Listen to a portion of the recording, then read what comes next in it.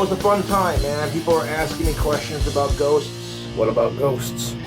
Well, what about him? And what about Radio Free Innsmouth episode 349? Getting back to some death metal this week. Specifically, death metal from New York. Although it's not the sort of thuggery that is usually associated with that scene. Not that there's anything wrong with that! Infecting the Crypts was the first death metal song I ever learned to play on guitar. I pre-ordered the Morpheus Descends box set the earliest date that I was able to. And I even did a 20-minute long episode on Gaffed, okay? I love me some East Coast jun type stuff. But this band today, Ceremonium, doesn't really fit into that category. In fact, it's kind of hard to fit them into any category. They sort of have some overlap with very early funeral doom, but at the same time, there's a lot going on here that presages a lot of what melodic death metal would end up doing. And there's even quite a bit of crossover with bands from that region of the world that honestly sound way more Swedish or Finnish than they do East Coast American, talking about stuff like Funebrarum or Deteriorate. But even with all that, it doesn't quite fit what Ceremonium does. And maybe that's why this band didn't get as big as I think they should have back in the day. But however you choose to describe these guys, the most important thing is that they're fucking fantastic. And they have a really unique approach to death metal that I haven't heard anybody else do quite in the same way that Ceremonium does. I mean, the way their first album starts is immediately ear-catching. It's almost more elegant European death metal than what your average elegant European-style death metal band was doing at the time. And it absolutely fits the amazing album cover, one of my favorites, that whole stained glass thing with the trees, like old school photo collage stuff. I remember one of the trip fags on 4chan Mew was using this back in the day as an avatar. And I don't even think that guy was into fucking metal. But this kind of shit right here, At the Gates style shit, way after At the Gates was starting to abandon this sound, but with an ear for like this layering of sounds and textures. Normally I wouldn't even talk about an instrumental intro to an album, but this one is just so good and so far removed from whoosh, wind noises or baby crying noises or female orgasms or fart noises, whatever the fuck people use to start up their death metal albums. I had to talk about it. Whoa! Then the actual death metal hits you. And you know you're in for something special, because listen to that loud-ass bass guitar tone, kind of hovering threateningly over the keyboard drone, building up to the introduction of the guitars, and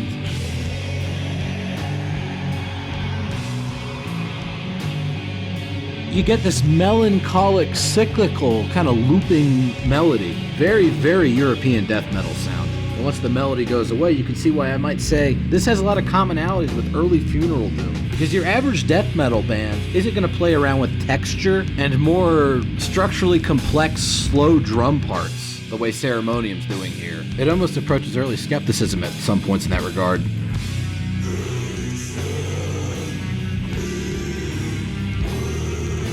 As you would expect for this kind of material, the vocal performance is massive.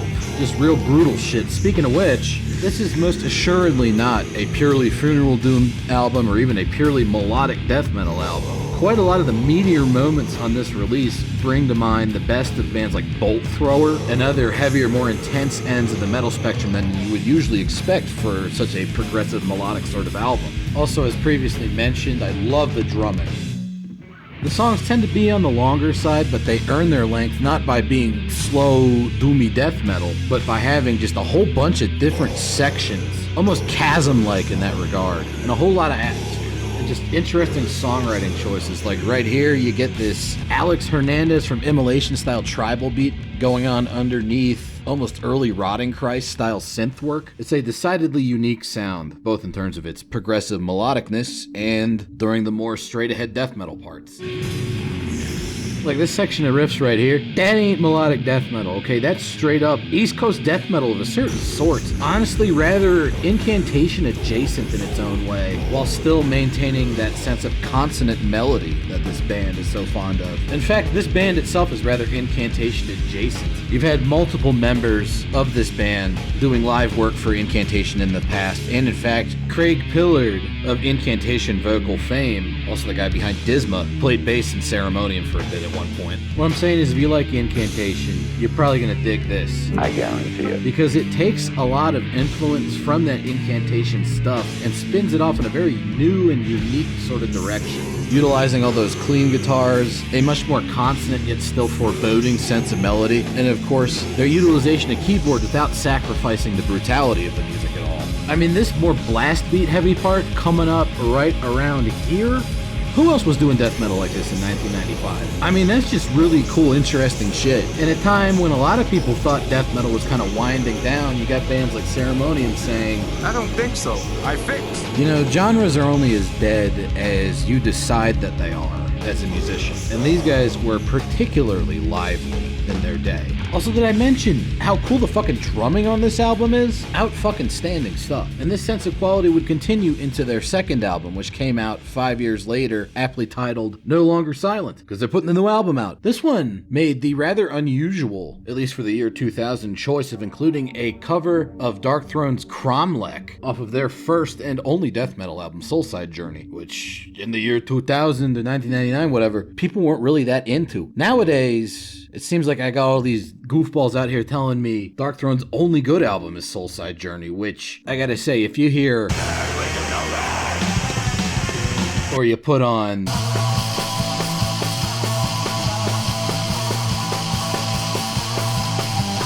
or you listen to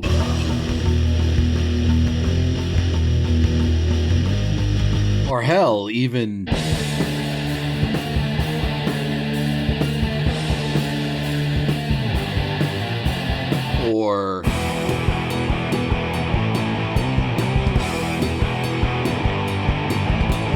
or perhaps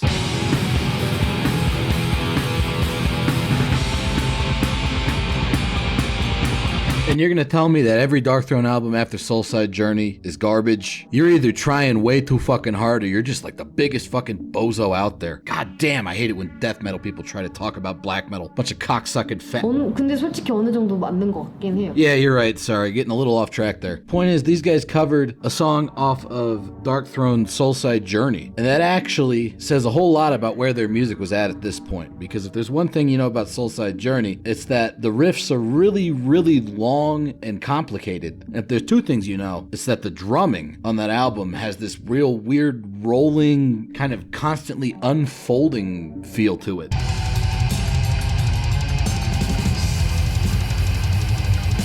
Yeah, that kind of thing. Whole lot of drum fills, whole lot of notes per riff. Real expansive feeling to it all. This Ceremonium album takes those concepts, applies it to that sort of proto-melodic death metal and doom metal thing they were doing on their first album. It just runs with it. If you're into actual good American melodic death metal, like Garden of Shadows or Vehemence, and you haven't heard this album, you're really missing out.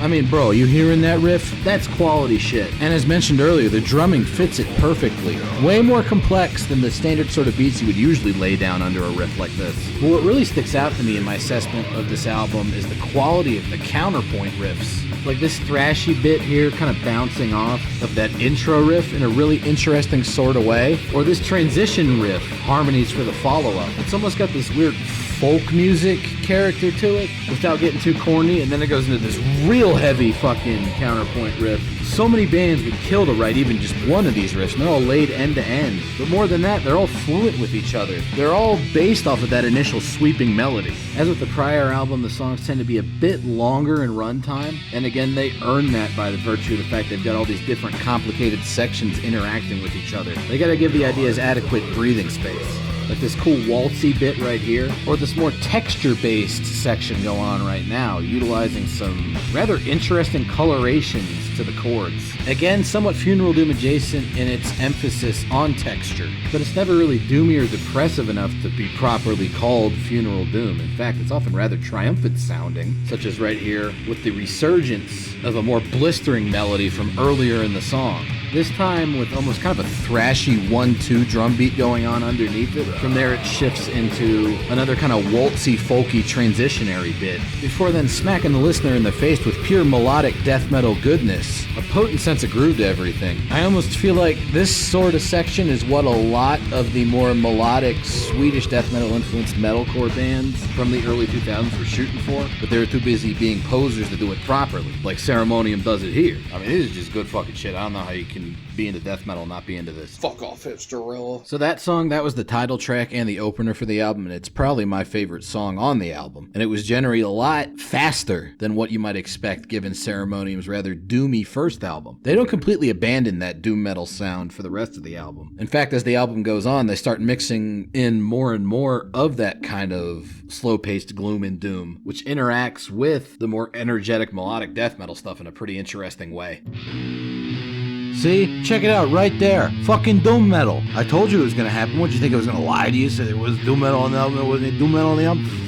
Fuck out of here. Anyways, when the doom metal does happen, it allows for the introduction to something pretty interesting, that being these kind of double guitar parts. Not just guitar harmonies, but two different sets of riffs kind of intertwining together. You can hear that really well in this waltzy section coming up. Some of the more melodic moments on the cleaner sounding guitars actually remind me of a melodic death metal-ified version of Autopsy, which is pretty interesting. In fact, that's another band that Ceremonium in general shares a lot in common with, along with Incantation. And if you don't like Autopsy, what's wrong with you? I know there's some people out there got a problem with Autopsy being too slow or whatever.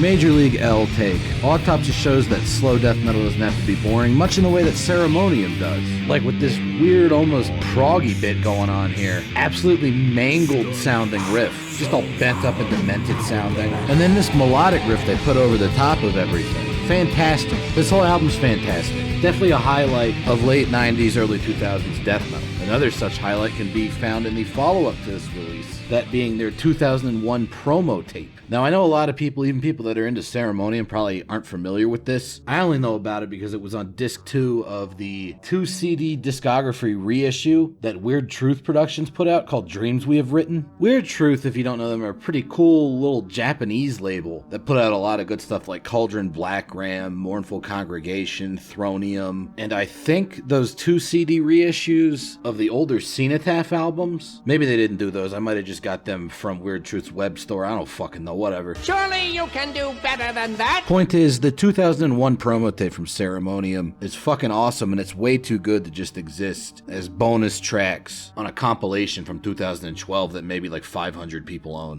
For starters, the production on this is basically studio album quality, and it shows off that even at this late point in their career, Ceremonium were still working with experimenting their sound. There's even more of those interlocking double guitars that showed up on No Longer Silent, and they've also mixed in a lot more sort of almost brutal death metal sounding shit, like Morpheus Descends type stuff that's kind of mingling with the more melodic moments from the last album. Like in the left channel guitar here, you have this very melodic death metal style melody going on. In the right channel guitar, it's this total sewer level dark death metal riff. Then they kind of tie themselves together into a synthesis of the two approaches with this chugga chugga kind of bolt thrower thing going on. Very Hegelian. Then that intro riff reemerges, and the rest of the song kind of uses that as a jumping off point, doing these weird reimaginings of that very gloomy intro riff to the song. Quite a lot of this demo tape utilizes a very waltzy, churning form of the 6/8 time signature that gives the music a more darkly fluid feel than is normal for death metal. Also, check out this part right here.